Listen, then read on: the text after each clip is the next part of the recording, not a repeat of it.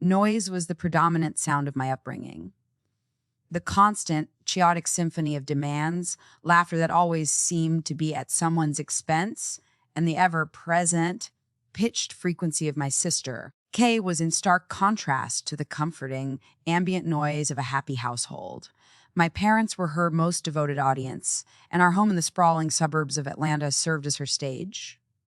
I, Valentina Garcia, was the stagehand, the quiet girl in the wings who ensured the lighting was accurate, but was never intended to be captured in its radiance. Kay recognized that the volume of her voice was directly proportional to the attention she received from the moment she learned to communicate. A scraped knee was not merely a scraped knee. It was a 3-act play that included wailing that could curdle milk and a request for a new toy to alleviate the trauma. My parents, bless their souls, were gullible every time. Their features were a mask of theatrical concern as they rushed in, cooing and clucking. "Oh, my poor baby." My mother would sigh as she stroked Kay's hair. "Let's procure you a small item to alleviate the situation." In the interim, my parents would likely text me to reduce the commotion, even if I were to fall from a tree, break my arm, and repair it myself using a ruler and duct tape. I discovered at an early age that my requirements were an inconvenience. My currency was silence. It was the sole item I could provide that they appeared to value. Consequently, I transformed into a ghost in my own home, moving silently through corridors with my voice reduced to a low murmur and my footsteps muffled. They seldom had to acknowledge my presence. The most obvious manifestation of this familial dynamic was our birthdays. Kay's 16th birthday was an occasion that was comparable to a regal wedding. A marquee was erected in the backyard, a DJ was employed, and a table was adorned with a mountain of presents, each one wrapped in shimmering, crinkly paper as a testament to her perceived value. She acquired a cherry red convertible that rested in the driveway like a declaration of her supremacy, a designer wardrobe that could outfit a small village, and the most recent iPhone. 6 months later, on a Tuesday, I celebrated my 16th birthday. My mother presented me with a card that contained a $100 bill. She said with a distracted smile, her eyes already drifting toward the television, where one of Kay's ridiculous reality programs was playing. "We know you're saving up. Your practicality is one of your greatest assets, Valentina." Valentina? Usable. That was the term they employed. She was correct. It was their code for boring, low maintenance, and thankfully you don't cost us much. Saving was my objective. Each dollar earned from instructing high school students in calculus and babysitting rowdy neighborhood children was placed in a shoebox located beneath my bed. The objective was to acquire a laptop, not just any laptop, but a high-performance device capable of accommodating the demanding software required for college. I was curating my future while Kay was curating her social life. I had my heart set on enrolling in the architecture program at Georgia Tech, a dream that was so fragile and precious that I was hesitant to express it in that house for fear that the commotion would shatter it. The day my acceptance letter arrived was a subdued triumph, celebrated solely by me. I was seated on my bed, holding the official letterhead in my palms, and a full-ride scholarship was staring back at me. I had completed it. All the silent hours, all the missed gatherings, all the times I bit my tongue, it had all been worth it. I proceeded downstairs, holding the missive in my hand like a sacred relic. In the living room, my parents and Kay were captivated by the most recent social media drama that Kay had been involved in. A rival influencer had canceled her appearance due to a trivial matter concerning a cosmetics brand that was sponsored. And then she had the audacity to say my contouring was basic. Kay screamed, throwing herself theatrically onto the sofa. "My life has come to an end." My father patted her knee and said, "That's nonsense, sweetie. We will contact the company tomorrow to resolve this matter." I exhaled. I received something in the mail.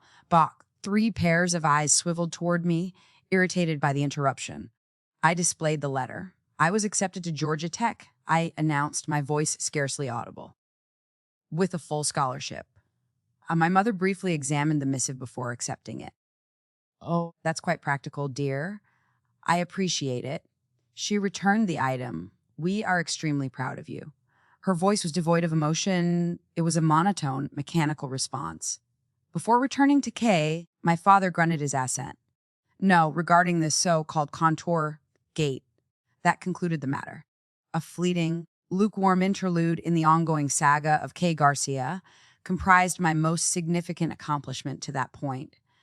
Kaye passed her driver's theory exam on the third attempt a week later, and my parents hosted a celebratory dinner at the most expensive steakhouse in town.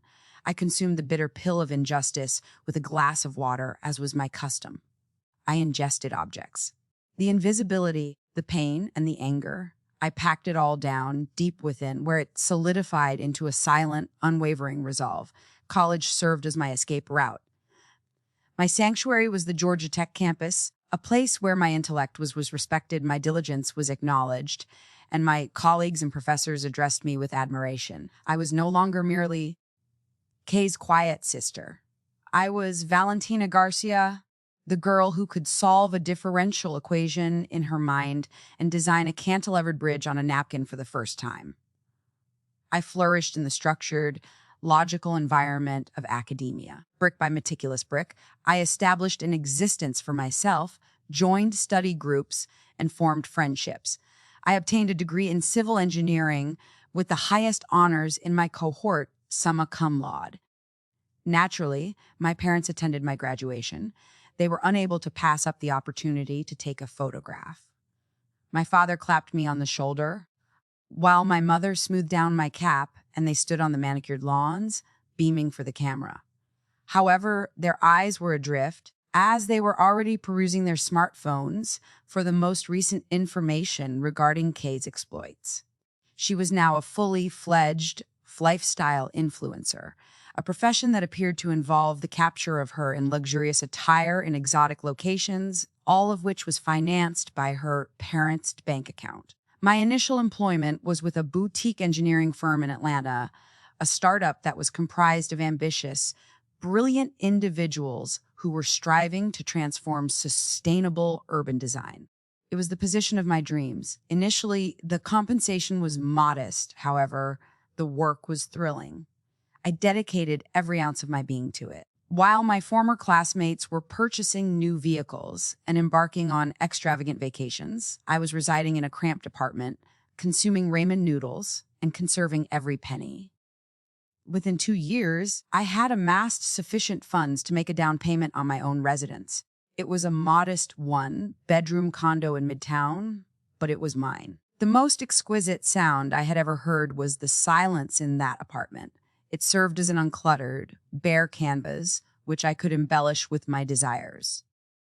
The quiet murmur of my own thoughts, blueprints, and books were all stuffed into it. I informed my parents that I had purchased a condominium, and my father's response was, "Midtown. Isn't the parking situation a nightmare?" They were unable to photograph or boast about my success, as it was an abstract concept to them. However, Kaye's success could be defined in terms of likes and followers. Her life was a highlight reel of sponsored posts and brand agreements. Living my best life," she would write in the caption of a photograph of herself enjoying champagne on a yacht. A complex structural analysis problem and a tranquil evening were the highlights of my life, a sense of fulfillment that they were unable to relate to. The ladder at work was swiftly ascended by me. I was recognized for my dedication and aptitude for problem solving. I was promoted to the position of project manager, where I was responsible for leading a team on a significant downtown revitalization initiative. The salary increase was substantial. The initial action I took was not to purchase costly furniture or upgrade my wardrobe. I entered a dealership and purchased a new SUV with cash. A dark gray machine that was the tangible representation of my independence and hard work. This machine was solid and dependable. I transported it to my parents' residence for Sunday dinner. I parked in the driveway directly behind Kaye's absurd cherry red convertible. Kaye was the initial individual to observe it, A glass of rosy in her hand, she sauntered out onto the veranda. "Oh, Val, my dear, what is this sensible monstrosity?" she exclaimed, orbiting the vehicle as if it were a novel species. "It is my most recent acquisition," I declared, my tone of voice consistent. She laughed with a condescending, tinkling sound as she asked, "You paid for this with your job money?" "Darling, you are doing everything incorrectly. You are not supposed to purchase the automobile. Rather, you are supposed to locate a man to do so on your behalf.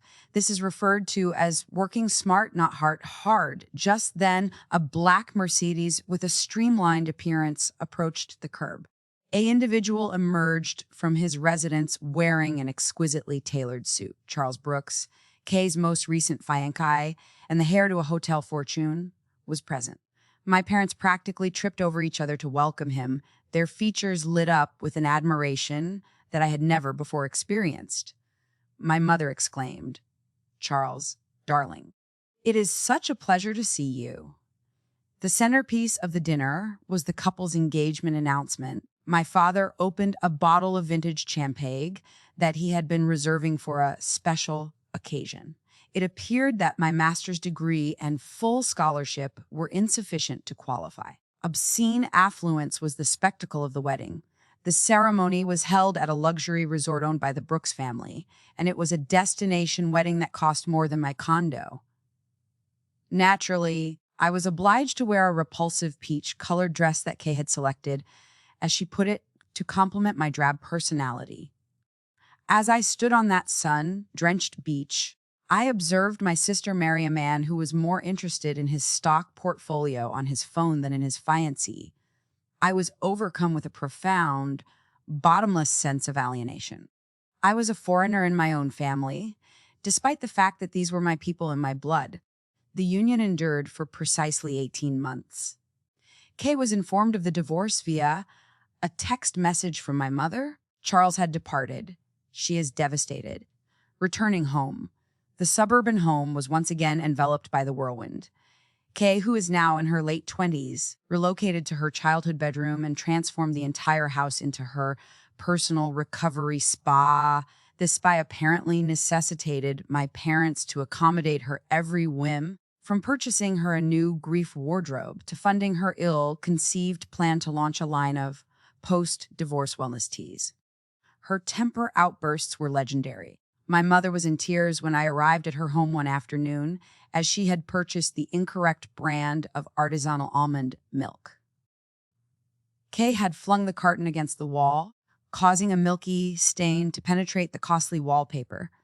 My mother murmured to me, "She's just going through so much," as if that would excuse the behavior of a spoiled toddler. My personal life was progressing at an unprecedented rate. I had recently secured a significant client for my firm, a contract valued at millions that would guarantee the future of our company and my position within it. I was overjoyed. The news was so exciting that I immediately contacted my parents. My father's voice was fatigued as he said, "That's wonderful, honey. Oh, listen, I must leave. Your sister requires my assistance in transporting her to a heated yoga class. Her aura is reportedly turgid." I terminated the call, and the silence in my apartment abruptly ceased to be tranquil and instead resembled an empty space. My accomplishments were irrelevant. I would always be the supporting act, the background din to Kaye's grand opera. The breaking point was not marked by a loud explosion, but rather by a subdued, official-looking email. It originated from a travel agency.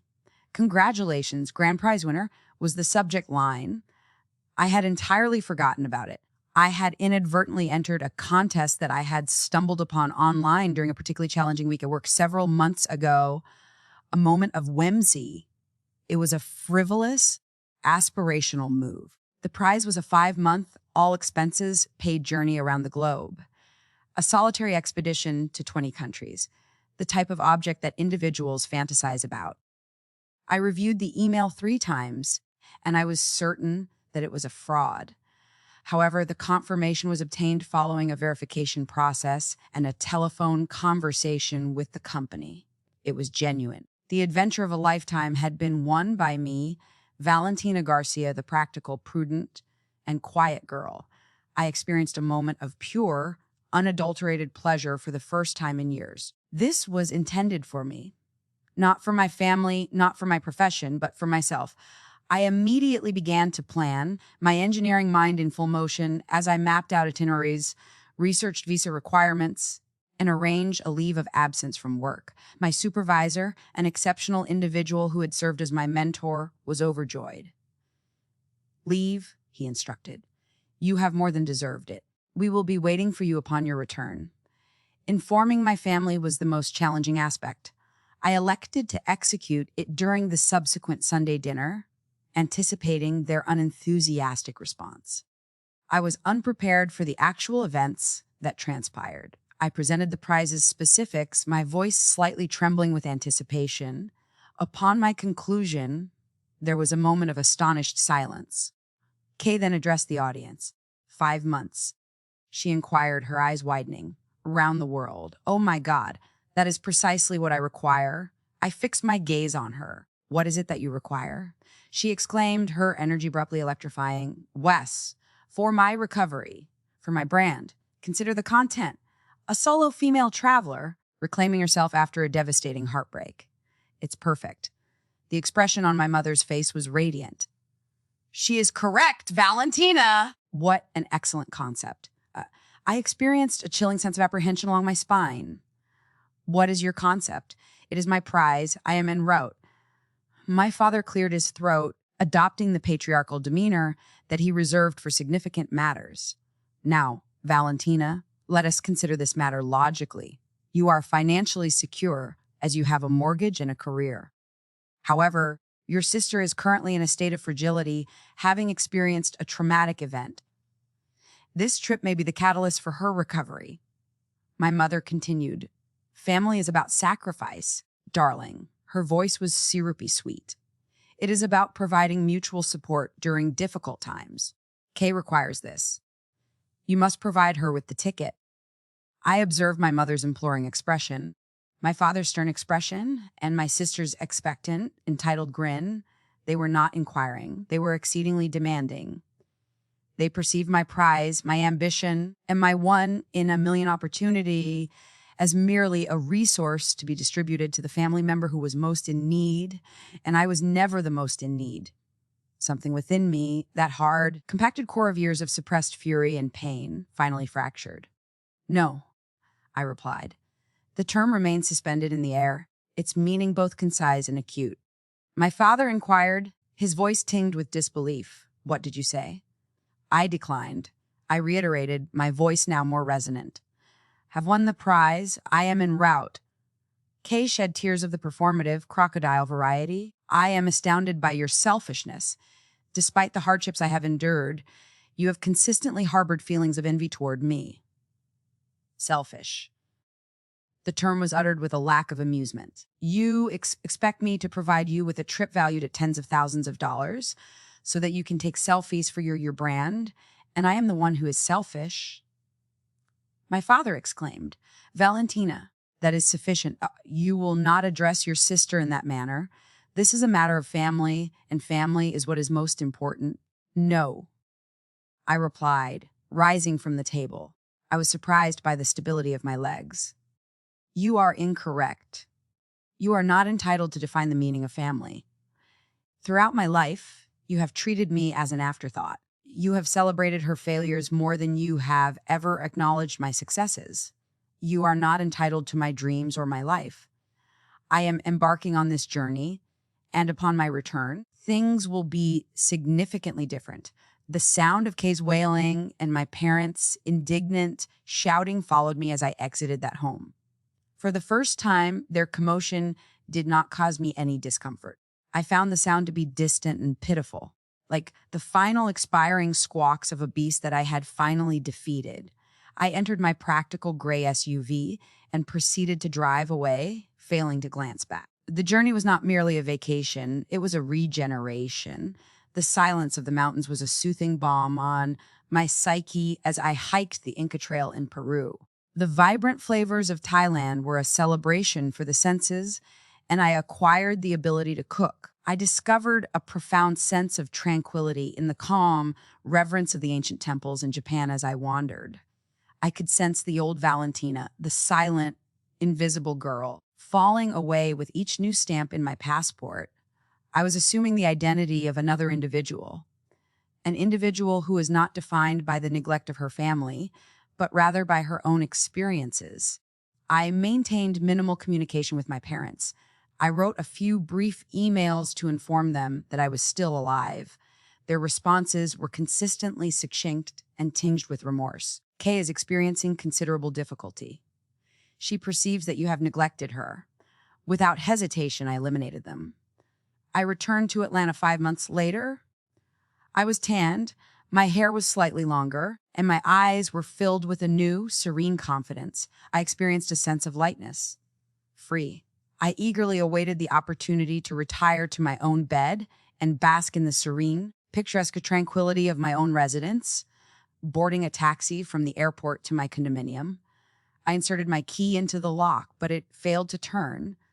I attempted again, feeling bewildered. The key was indeed the correct one, however, the lock had been modified. I experienced a brief moment of unease. I tapped. The door was opened, and Kaye was present. She was carrying a half-eaten pint of ice cream and was wearing one of my silk robes. The apartment behind her was a devastation, strewn with shopping bags, makeup, and clothing. "Hello," she said without a hint of astonishment. "You have arrived early." "What are you doing here, Kaye?" I inquired, my voice trembling. "How did you gain entry?" She rolled her eyes and said, "Of course, my parents allowed me to enter." My energy was excessively suppressed at their location. I required a change of environment, a brief urban retreat. I overtook her and entered my apartment, my refuge. It had been infringed upon. Burn marks were present on my custom-made coffee table, and a hideous, fluffy pink pillow now adorned my minimalist gray settee. Additionally, my books were utilized as coasters. "Exit," I ordered. She scoffed as she followed me in, saying, "Don't be so dramatic. We are sisters. What is yours is mine. Leave immediately." Her thick cranium must have finally been penetrated by something in my tone. She sulked. "Okay. However, you will be responsible for transporting me, as I have sold my vehicle." That is not my concern," I stated as I advanced toward the window that provided a view of the parking garage. I required to inspect my automobile, my hard-earned, dependable, and durable SUV. However, its location was vacant. I was overcome with a dreadful sensation. "Kaye," I said, pivoting to face her. "What is the location of my vehicle?" She abruptly became captivated by a chip in her nail varnish, evading my gaze. That I was having a particularly difficult day, and retail therapy is always beneficial. "My parents assured me that you would not object, and they were right." My hand clenched in a fist as I gritted my teeth and asked, "Understand what?" In a whisper, she stated, "I required a boost. Altway sold it, and the money provided me with a significant boost. I was able to acquire a stunning new handbag that is a vintage channel." She pointed to an ostentatious purse that was positioned on my kitchen counter. I fixed my gaze on her. My airways were evacuated of air. My vehicle had been sold. My parents had collaborated with her to dispose of my property, which served as a manifestation of my independence, in order to purchase her a purse. The betrayal was so complete and audacious that it was almost surreal. It was not merely a vehicle. It was all that it purported to be. They had not merely sold a vehicle. They had sold a portion of my essence in order to appease a screaming child. I refrained from shouting. I refrained from weeping. A peculiar glacial tranquility enveloped me. The final fracture had transpired. The separation was impeccably executed. "Kaye," I replied, my tone as icy and frigid as ice.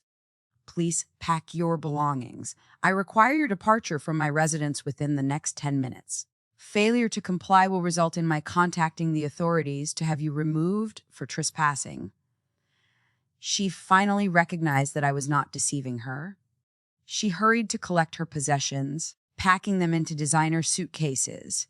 She turned to me as she dragged them toward the door, her face a mask of wounded indignation. She sniffled, "Val, You have undergone a transformation. You are exceedingly frigid. No, Kay. I replied, maintaining the door open. I'm not experiencing cold. Rather, I am at liberty. I closed the door behind her and secured it. I initiated the process by contacting a locksmith to replace the locks once more. Subsequently, I contacted an attorney. The most challenging and liberating act I have ever undertaken was suing my own parents. The legal dispute was unsavory. My parents, who were represented by a sophisticated, costly attorney who was financed by the last remnants of their savings, depicted me as a cold, ungrateful daughter who was attempting to extract money from her devoted family. They asserted that the SUV was a family car and that they were entitled to sell it. However, I had the receipts. The title was exclusively in my name. I had the bank statements that indicated the cash withdrawal from my account to purchase it. Kaye was a perpetual strain on their resources, whereas I had years of financial records that demonstrated my complete self-sufficiency. Ms. Albright, my attorney, was a brilliant, no-nonsense woman. She meticulously disassembled their narrative in court. She recounted the narrative of two daughters, one who was lavished with everything and ultimately failed to produce anything, and the other who was given nothing, but managed to construct an entire existence. The judge, a woman with a stern expression who appeared to be unyielding toward idiots, listened attentively. The final straw that broke their back was when Ms. Albright asked my father on the stand, "Mr. Garcia, in the past decade, can you identify a significant academic or professional accomplishment of your daughter, Valentina, that you celebrated with the same enthusiasm as, for example, your daughter Kaye's engagement?" My father struggled to speak. He was incapable of doing so. From the witness stand, he gazed at me with a fleeting expression of something. Was it shame? In his eye. However, it was too late and too little. I emerged victorious. The judgment included the full value of the car, legal fees, and damages for the emotional distress and illegal entry into my residence. They were unable to afford the substantial sum. The residence was compelled to be sold. The house that was filled with the cacophony of my childhood, the stage for Kaye's lifelong performance, was sold to recompense them for neglecting their daughter. A rambling, self-pitying screed about how I had devastated the family was the final letter they sent me. I disposed of it without completing it. I modified my telephone number. I restricted their access to all social media platforms. I directed my attorney to manage any additional correspondence. I was now capable of commanding the silence that they had consistently required of me. Architecturally, I designed it. I constructed walls of it around my life, not to keep the world out, but to prevent the pandemonium and toxicity of my biological family from ever creeping in again. In that tranquility, my life flourished. Eventually, I achieved the status of a partner at the firm, a testament to my exceptional performance. I discovered a new family, a chosen family of friends and associates who appreciated me for my unique qualities. We shared genuine delight in each other's accomplishments and provided genuine compassion during our failures. I developed interests that I had never the opportunity to pursue, including pottery, rock climbing, and cello lessons. Previously, my apartment was a solitary refuge. However, it has since transformed into a warm and inviting home that is replete with the gentle sounds of a life well lived. I returned to a dealership approximately 1 year following the lawsuit. I examined the new, gleaming automobiles. Afterward, I observed it. The most recent model of an SUV, which is dark gray in color, is even more dependable and durable than its predecessor. The check was written without any hesitation on my part. I did not experience any feelings of wrath or bitterness as I drove it off the lot with the sprawling city of Atlanta in front of me. I did not even experience a sense of accomplishment. I experienced a profound, tranquil tranquility. I had constructed this existence. Each fastener, beam, and brick. I was responsible for the design. Additionally, it was lovely.